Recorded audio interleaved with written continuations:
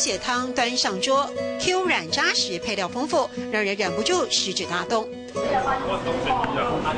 我是说，啊，你看较清、较酱。啊，口嘎说要趁热吃，这样才能保持食物的新鲜美味。啊，你这样较清较甜。对。把寻常餐桌上的配角猪血汤变成主力美食，去腥味、扎实不烫口，缔造一天卖800碗的佳绩。它的 Q 度、平滑度，它吃起来它口感很好，它像入口即化那种感觉，就像吃豆腐一样，就花了好多时间，一直在研发它。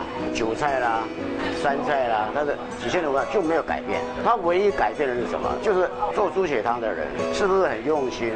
酱料区里琳琅满目，韭菜、豆瓣、芥末，再加番茄酱，这看似诡异的搭配，意外获得好评。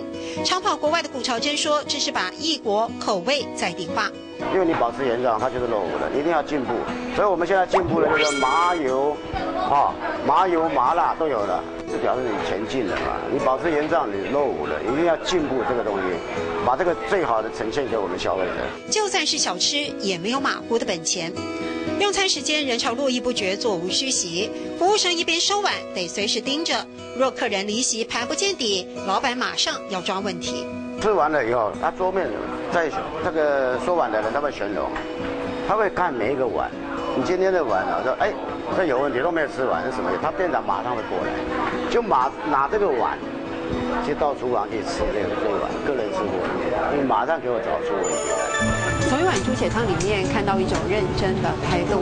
老板说，遇到不会的，他是拼了命去学、去改良，才能让大家觉得很寻常的小吃，客人源源不绝。